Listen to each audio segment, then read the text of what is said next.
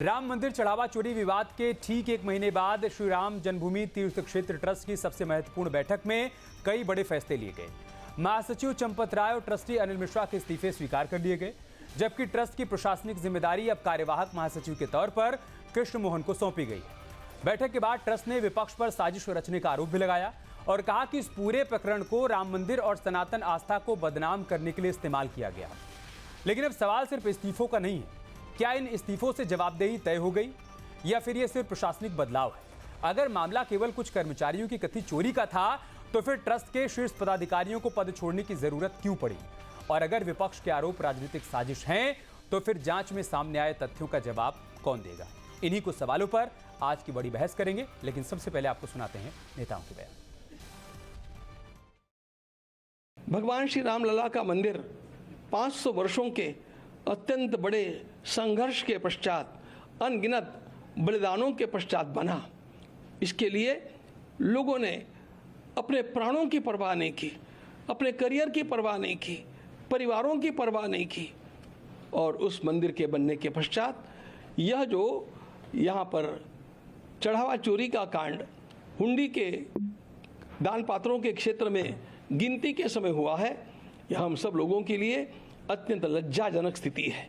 हम सब लोग इससे आहत हैं, हम दुखी हैं। संविधान के अनुसार, इस न्यास के बने हुए कॉन्स्टिट्यूशन संविधान के अनुसार त्यागपत्र देते ही वह स्वीकृत माना जाता है और इसलिए हम लोगों के पास अन्य कोई चारा ही नहीं था। आपको साजिश तो इतने से ध्यान में आनी चाहिए कि जिन लोगों ने कभी राम का नाम नहीं लिया, राम का विश्वास नहीं किया, राम भक्ति जिनकी पीढ़ियों में कभी हुई नहीं, ऐसे लोगों को राम भक्ति उभर करके आ गई।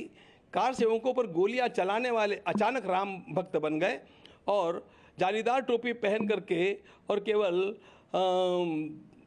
इफ्तार पार्टियां के लिए जाने वाले और कभी आकर के राम जी का दर्शन न करने वाले भी राम जी का दर्शन करने के लिए आ गए। इसका सीधा सीधा अर्थ यह है कि ये चोरी का निमित्त बना करके हिंदुत्व के विरोध में माहौल खड़ा करना। कहीं न कहीं प्रबंधन और संचालन में कुछ कमियां रह गई थी, जिसका फायदा लोगों ने उठाया।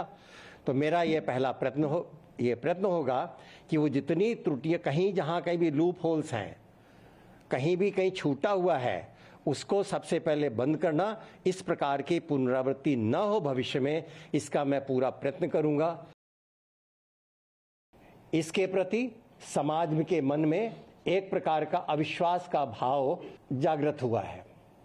मेरा ये प्रयत्न रहेगा कि हम सभी लोग, न्यासी लोग मिलकर के ये सब, इस जो छवि हमारी धूमिल की गई है, उसको दूर करने के लिए जो भी आवश्यक होगा हम अवश्य करेंगे।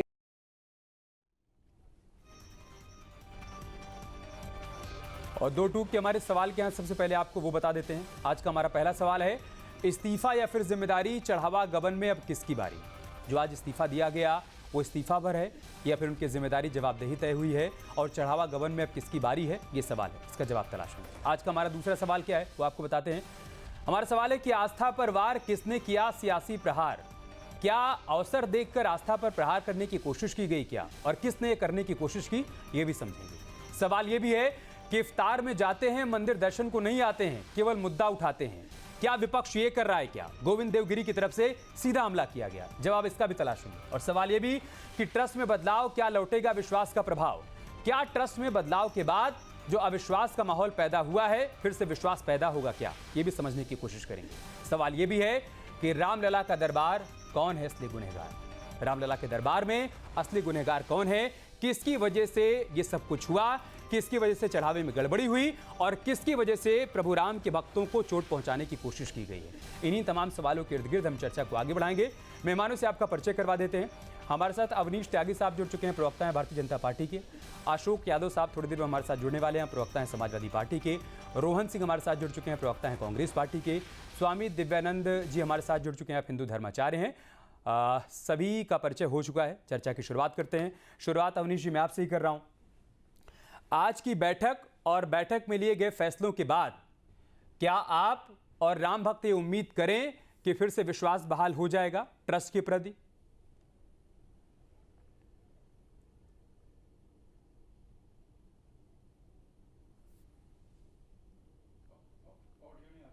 अवनीश जी का ऑडियो दुरुस्त करिए। आपका ऑडियो म्यूट है अवनीश जी, उसको अनम्यूट कर लीजिए।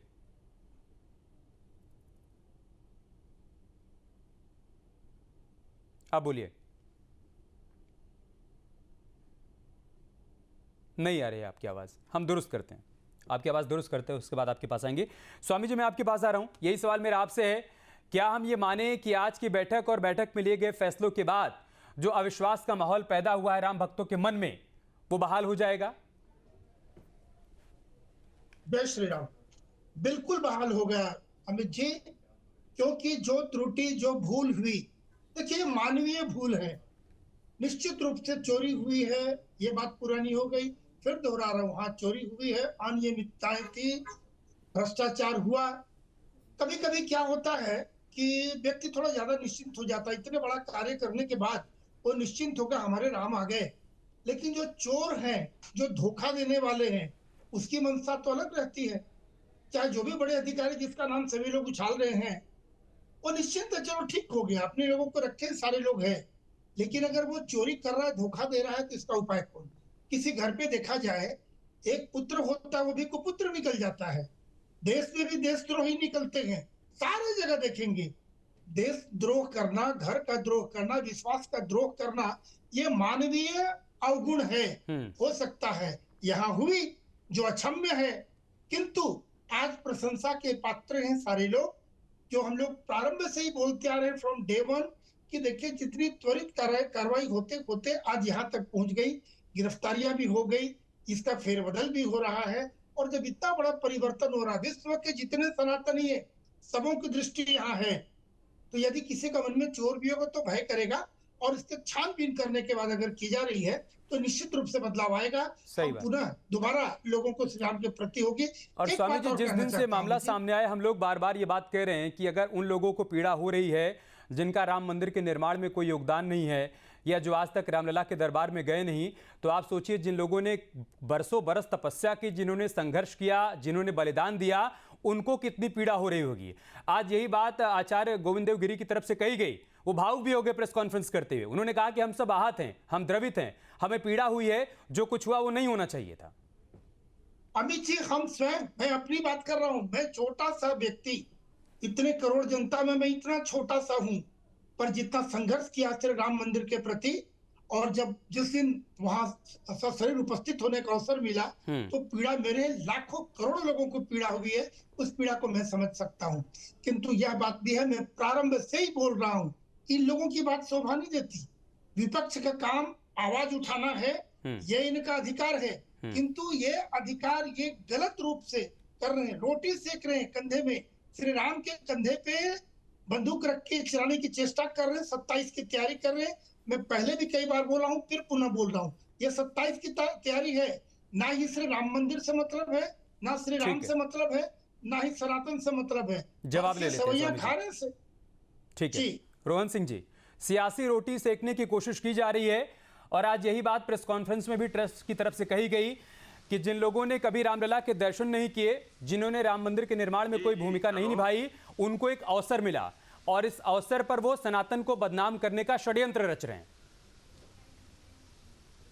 भाई साहब, विपक्ष ने कुछ नहीं किया, विपक्ष हिंदू विरोधी, देश विरोधी, सब कुछ मान ले, जो राम के भक्त हैं, जो क्या कहते हैं रामचरितमानस से लेके सोना गहना, जो मतलब गरीब से लेके अमीर से अमीर तक का, उसका गायब हो गया। अब उसको भी कहते हैं कि विपक्ष का है, और सरोज ने कहा है पाकिस्तान से प्रेरणा लिया है। ये कितने मूर्ख हैं, रोहन भाई कर रहे हैं, इनके ऊपर आरोप। प्रेस कॉन्फ्रेंस सुनी थी आपने, और उसके बाद प्रेस कॉन्फ्रेंस के बाद सुनिए, आपने कहा जो सोना और रोहन भाई 1 सेकंड सुन लीजिए, हो सकता है आपने प्रेस कॉन्फ्रेंस ना सुनी हो, आप लोग बहुत व्यस्त रहे होंगे सियासी कार्यक्रम में। आपने शुरू किया वहां से, आपने बोलना यहाँ तक में, आपने बोला हमको बोलने का मौका दीजिए। अरे महाराज, हमारे मुंह पे टेप काहे लगा रहे हैं? आप एक सवाल पूछा, मैं उसका जवाब दे रहा हूँ, सुन तो लीजिए।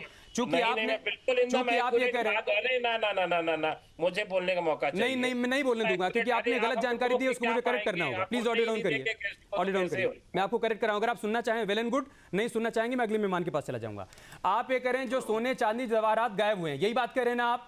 बाकायदा मीडिया को दिखाया गया, जिस काक भुसुंडी को लेकर आप लोगों ने हंगामा किया, 1 सेकंड ऑडियो डाउन रखिएगा, जिस काक भुसुंडी को लेकर आप लोगों ने हंगामा किया उसे भी दिखाया गया, जिस चरण पादुका को लेकर आपने हंगामा किया उसको भी दिखाया गया, इस वक्त हम टेलीविजन स्क्रीन पे उसको दिखा भी रहे हैं, जिस हार को लेकर आप लोगों ने हंगामा किया उसको भी दिखाया गया।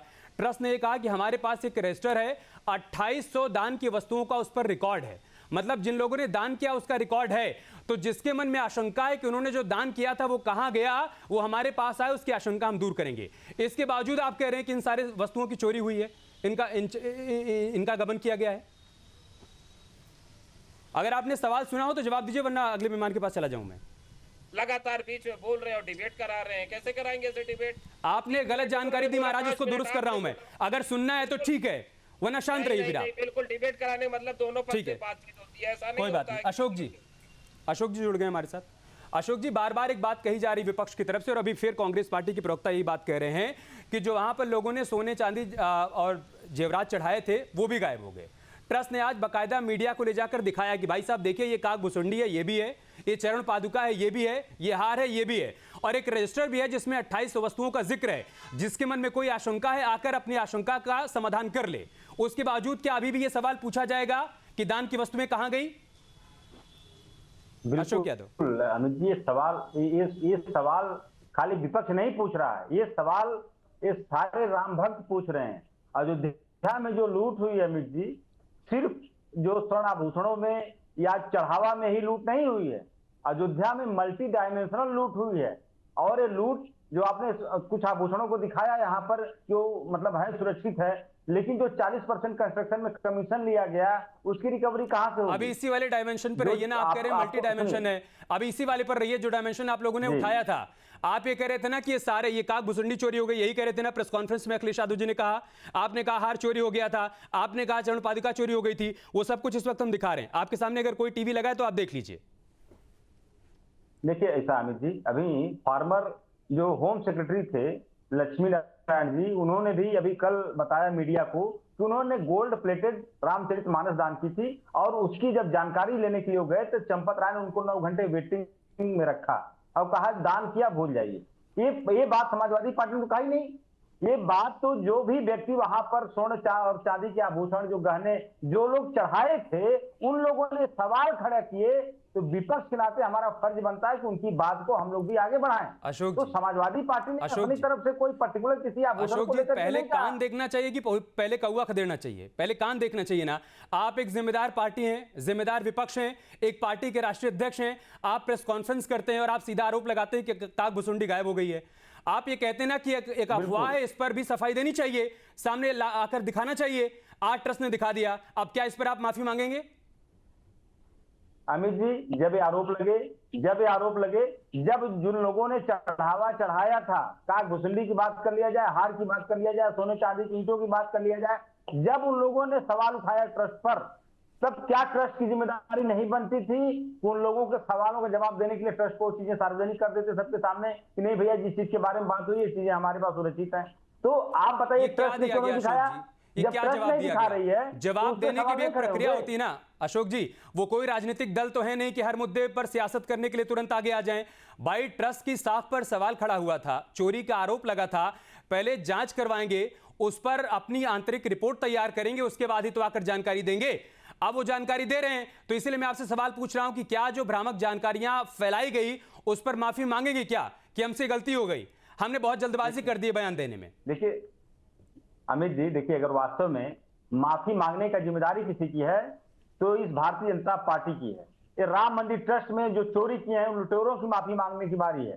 कि जिस तरह से जमीनों में लूट किए, जिस तरह से कंस्ट्रक्शन में लूट किए, जिस तरह से उन्होंने नियुक्तियों में लूट किया, पास जारी ठीक है। करने में लूट किया, तो अभी कोई एक आभूषण छोटी-मोटी अभी चोरी नहीं आभूषण है के अमित सबूत जी। दे दिए गए तो आप जमीनों पर चले गए, उसकी भी जांच चल रही है, उसका भी क्यों सच नहीं? सामने बिल्कुल, आएगा, देखिए, फिर उस पर भी चर्चा कर मल्टी लेंगे। डायमेंशनल लूट हुई है अमित जी। लेकिन बहुत बेहतर होता कि आज आप ये कह देते कि हाँ हमने जल्दबाजी कर दी। हम इंतजार करना चाहिए था ट्रस्ट के वक्तव्य का, उनकी स्टेटमेंट का, उनकी सफाई का, उनकी तरफ से जो बातें रखी जाएंगी उसका इंतजार करना चाहिए था। उसके बाद हम इस पर हाय तौबा करते तो ठीक था। कंचन गिरी जी, क्या यही हुआ?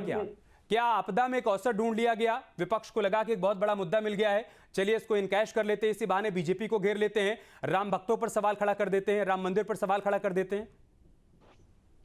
जी, सबसे पहले दुर्गाचार्य कंचन भवानी मेरा नाम है, ये करेक्ट करवा लीजिए। जी जी। साथ ही सभी को जय श्री राम।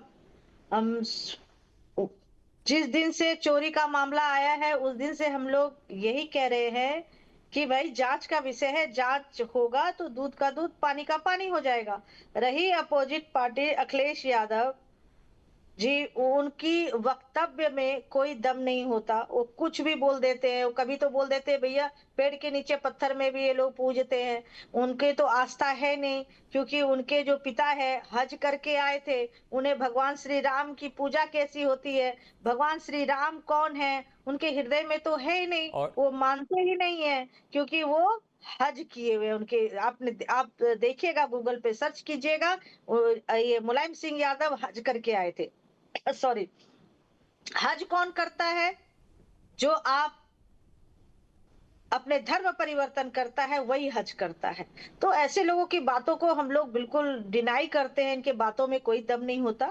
अभी आज दूध का दूध पानी का पानी हो गया। और जो हमारे योगी जी बहुत अच्छी तरीके से एक जिम्मेदार सीएम है, और जब एसआईटी की जांच शुरू हुई थी, हम लोगों ने सबने कहा था कि योगी जी हैं तो वहां पे कोई दिक्कत आनी ही नहीं है और कोई भी अपराधी नहीं बचने वाला है। तो इनकी तो मनसा बड़ी होती है, कैसे भी चाहते हैं कि कैसे भी हिंदू धर्म बदनाम हो। वो सनातनी तो है नहीं अखिलेश यादव, सनातन धर्म बदनाम हो, बीजेपी सरकार बदनाम हो, साधु संत बदनाम हो, ये उनकी मनसा है। क्योंकि ये वो पार्टी है, जैसे कांग्रेस पार्टी हो गई, ये समाजवादी पार्टी हो गई, वो उन्हीं में से है। ये जिहादी मानसिक धारा वाले लोग हैं। इनकी बातों को हमें नहीं माननी चाहिए, इनके वक्तव्य को एक साइड में कूड़ा समझकर फेंक देना चाहिए। भगवान श्री राम की पूजा, भगवान श्री राम की आस्था को कैसे समझे? इनकी वो रहती है कि कब बारी मिले तो कब हम सनातन धर्म को नीचा दिखाएं। इनकी नीचा दिखाने की आदत पड़ी हुई है। ले लूंगा अशोक जी से, लेकिन उससे पहले अवनीश जी मैं आपके पास आ रहा हूं। अवनीश जी, जो बात कंचन जी कह रहे हैं कि दूध का दूध और पानी का पानी हो गया, हम ये माने यह थोड़ी जल्दबाजी है, अभी और इंतजार करना होगा जब तक एसआईटी की जांच मुकम्मल ना हो जाए और उसके बाद जो असली गुनहगार हैं उनको सजा न मिल जाए।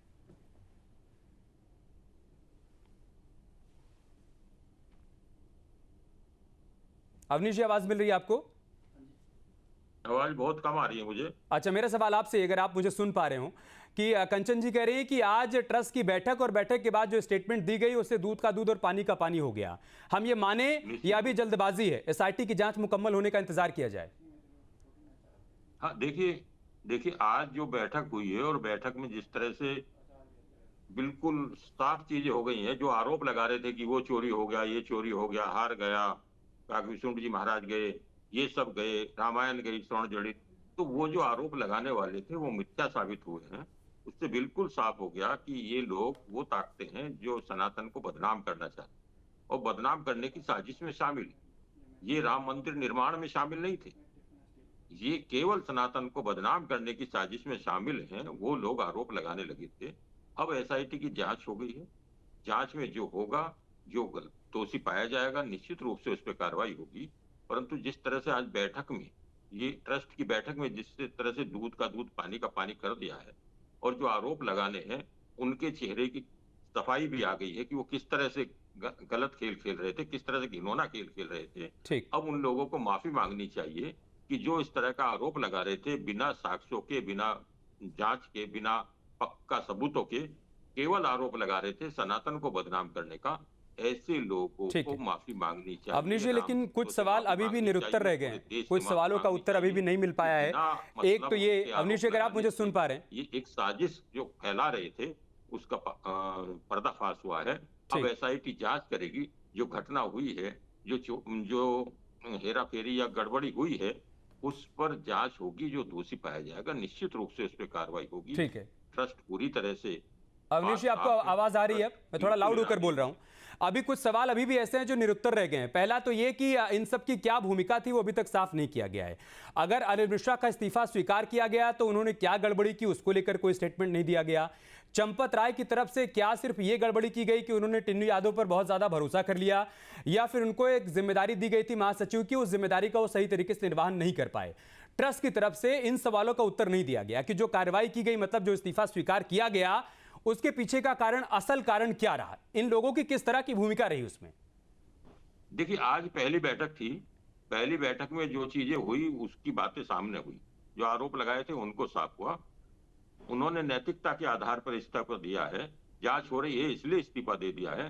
जांच जब होगी उसकी रिपोर्ट भी आ जाएगी, और अगली बैठक जब ट्रस्ट की होगी तो निश्चित रूप से जो बातें होंगी, जो बचे हुए सवाल हैं, उनके जवाब भी सामने आएंगे। ठीक है। अशोक जी, नाम नहीं लिया, लेकिन गोविंद देव गिरी जी की तरफ से कहा गया कि जालीदार टोपी पहनकर इफ्तार पार्टी में जाएंगे, लेकिन रामलला के दर्शन के लिए नहीं आएंगे, और उसके बाद सनातन को चोट पहुंचाने की कोशिश करेंगे। जवाब आपका। मुझे लगता है कि अमित जी, भारतीय जनता पार्टी में जो केंद्र सरकार में गृह मंत्री हैं अमित शाह जी, नंबर 2 के नेता भाजपा के, वो क्या राम मंदिर दर्शन करने गए थे? इसका मतलब वो रामद्रोही हैं। बृजभूषण शरण सिंह राम मंदिर दर्शन नहीं करने का उन्होंने बताया, इसका मतलब वो भी रामद्रोही है। देखिए, ऐसा है कि सवाल दलील वो देते जो हजम हो जाती। समाजवादी पार्टी और भारतीय जनता पार्टी की राम मंदिर में भूमिका क्या रही है सर्वविदित है, इसको सब जानते हैं। तो आप ये मत कहिए कि अमित शाह जी नहीं गए, इस वजह से भाजपा का राम मंदिर के निर्माण में कोई योगदान नहीं है। और आपके कौन कौन से नेता गए उसकी भी लिस्ट है। अवधेश प्रसाद वहीं के सांसद, उनकी मजबूरी, उनको जाना पड़ेगा। पवन पांडे वहीं के रहने वाले, उनकी मजबूरी, उनको जाना पड़ेगा। आप ही की पार्टी से निकले मनोज पांडे जी, उन्होंने कहा कि सारे विधायक जाना चाहते थे, नहीं जाने दिया पार्टी के राष्ट्रीय अध्यक्ष ने। और आज आप ये कह रहे हैं कि फलाने फलाने फलाने नहीं गए, इस वजह से अखिलेश यादव भी नहीं गए, ये कह रहे हैं आप। अमित जी, देखिए, आपने चूंकि भारतीय जनता पार्टी का राम के प्रति आस्था का सवाल उठा दिया। पूरी दुनिया के लिए भगवान राम आस्था के विषय हैं, इसमें कोई डाउट नहीं है। लेकिन भारतीय जनता पार्टी, आरएसएस, विश्व हिंदू परिषद के लिए राम आस्था के विषय नहीं है, नहीं है, नहीं है। इनके लिए राम आपके लिए है, बिल्कुल है। बात जो मैंने बताया, ये कैसी आस्था है कि आपने रामलला से दूरी बनाए रखी? मेरी आस्था है, मैं तो गया, मैं तो दर्शन करके आया। बिल्कुल। दिव्यानंद जी की उनकी आस्था है, वो गए। कंचन जी की उनकी आस्था है, वो गए। अवनीश जी की आस्था है, वो गए। हो सकता है आपकी हो और रोहन जी की हो, आप दोनों भी गए हो। लेकिन अगर अखिलेश यादव जी की इतनी बड़ी आस्था है तो आज तक दूरी क्यों बनाए रखी उन्होंने? राम गोपाल जी का बयान अमित जी, मुझे लगता है हमारे विपक्ष केवल सनातन को बदनाम कर रहे हैं। नहीं, सब लोग एक साथ, प्लीज सब लोग एक साथ। इसलिए समाजवादी पार्टी को माफी मांगनी चाहिए। अशोक जी को ऑडियो रखिएगा। जी अशोक जी, बताइए, कंप्लीट करिए आप। देखिए अमित जी, मैं ये कहने की कोशिश कर रहा था कि भाई हम लोग भी आए हैं विपक्ष से, हम लोग को भी मौका दिया जाए बोलने का। बीच में जैसे आप बोल रहे हैं, आपसे सवाल जवाब कर रहा हूं ना। बिल्कुल नहीं, ये लोग बीच में बोल रहे हैं ना, समस्या ये है। देखिए, पहली बात, हाँ देखिए अमित जी, पूरे आप जो राम मंदिर में जो लूट का प्रकरण है, इसमें 8 महीने की सीसीटीवी फुटेज डिलीट करवाई गई, पता है सबको। इतना धन बरामद हुआ, ये भी पता है सबको। आप ये बताइए कि चंपत राय, अनिल मिश्रा, गोपाल राव को क्या इस्तीफा को ही सजा मान लिया जाए? हमारे जो करोड़ों राम भक्तों की आस्था के साथ इन लोगों ने खिलवाड़ किया है, एक लोग कानून से परे हैं क्या? भारतीय नागरिक संहिता एक है, भारतीय नागरिक सुरक्षा संहिता की धाराओं से लोग ऊपर हैं। इनका इस्तीफा, क्या इस्तीफे को सजा मान लिया जाए क्या? ये इस वाले सवाल का जवाब मैं ले लूंगा, लेकिन उससे पहले मैं रोहन जी को चर्चा में शामिल कर लूं। रूठ गए थे, फिर से आ गए। बहुत स्वागत है रोहन जी आपका। मेरा सवाल ये है कि ठीक है, सारी बातें मान ली जा रही है कि चलिए चढ़ावे में गड़बड़ी हुई, चोरी हुई, चोर पकड़े जा रहे हैं, बैठक भी हो रही है, इस्तीफे भी हो रहे हैं, कार्रवाई भी होनी चाहिए। और सिर्फ इस्तीफे से काम नहीं होना चाहिए, कड़ी कार्रवाई होनी चाहिए। लेकिन क्या इन सारी बातों से इतर ये सवाल किल हो जाता है, सवाल खत्म हो जाता है कि कांग्रेस पार्टी या फिर समाजवादी पार्टी ने या आपके बड़े चेहरों ने रामलला से दूरी क्यों बनाए रखी? ये सवाल नहीं पूछा जाना चाहिए? अमित शुक्ला जी, हिंदू धर्म का ना जो जितना नुकसान भारतीय जनता पार्टी ने किया है उतना किसी ने नहीं किया। हिंदू धर्म को नॉन सीरियस बना दिया। पूरी दुनिया के लोग आते थे, फोर्ट के मालिक से लेके सारे लोग हिंदू धर्म के पीछे। नीम करोली बाबा कैची धाम में आके बड़े बड़े लोग बैठा करते, साधु संतों के साथ समय गुजारते थे। भारत के साधु संतों का पूरे विश्व में सम्मान था। हम लोग को मजाक का पात्र बना दिया। 91-92 भारतीय जनता पार्टी ने धर्म के इस्तेमाल करके राजनीति में। और आज के दिन में क्या है, आज के दिन में हकीकत ये है कि अयोध्या आप चले जाइए, देख के आइए क्या है। जहां 1.5 किलोमीटर लंबी लाइन लगती थी वहां पे लाइन नहीं लगी हुई, खाली है। जो अयोध्या डेवलपमेंट अथॉरिटी का रथ चलता था, धर्म रथ, वो पूरा खाली टहल रहा है। लोगों का विश्वास क्या कहते हैं धर्म के ऊपर से उठ रहा है। इतना बड़ी चोट पहुंचाई है। और भारतीय जनता पार्टी और राष्ट्रीय स्वयंसेवक संघ जिम्मेदारी से कैसे इंकार कर सकता है। मंच पे 5 लोग थे 22 जनवरी 2024 को। उस 5 लोगों में से थे गिरी जी, पहला भाषण उनका हुआ था। आज रवि जी ने कितनी बढ़िया रिपोर्ट करी। गोविंद देवगिरी कैसे अपनी बातों से पीछे हट सकते हैं। उनके पत्र दो पन्ने की चिट्ठी लिखी, लेकिन हकीकत यही है क्योंकि कोषाध्यक्ष किस लिए बनाए गए थे। इतनी बड़ी चोरी हुई। लोगों ने ऑन पेपर का महिपाल सिंह से लेके जितने बड़े विसल ब्लोवर थे उन सारे लोगों को दबाव में लेने की कोशिश किया गया। मुकदमा आपके अशोक जी की बातों का जवाब लेते हैं, फिर मैं साधु जी के पास और स्वामी जी के पास जाऊंगा। अवनीश जी जवाब ये कि जो लोग उस वक्त मंच पर मौजूद थे या जिन लोगों के ऊपर जिम्मेदारी थी इस गड़बड़ी को दूर करने की, क्या उन्होंने सही तरीके से अपनी भूमिका का निर्वहन किया? पहली बात ये। दूसरा, अशोक जी कह रहे कि क्या इस्तीफा ही सजा है? क्या इस्तीफा ही सजा है या फिर इस्तीफे के बाद पुलिस इन लोगों पर भी शिकंजा कसेगी जिनका इस्तीफा हुआ है? इनकी भूमिका की भी जांच की जाएगी या सीधे शब्दों में कहें तो उनका सवाल ये कि क्या ये भी जेल जाएंगे? क्या जवाब आपका अवनीश जी?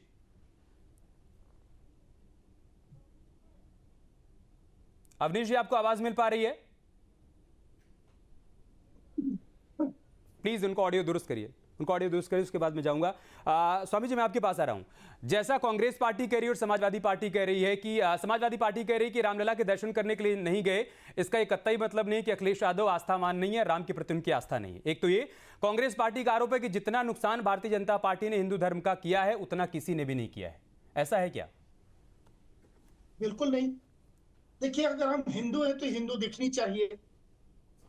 अगर कोई पुलिस में काम करता है तो उसको यूनिफॉर्म दिखनी चाहिए। आप एंकर हैं तो एंकर दिख भी रहे हैं, हमारे से भिन्न आप हैं। जो हिंदू से हिंदू दिखना चाहिए। और अपनी आस्था दिखाने का जो सैलाब 500 वर्षों के बाद जो इतनी बड़ी सुखद घटना घटी, इस गंगा में कौन नहीं नहाना चाहेगा।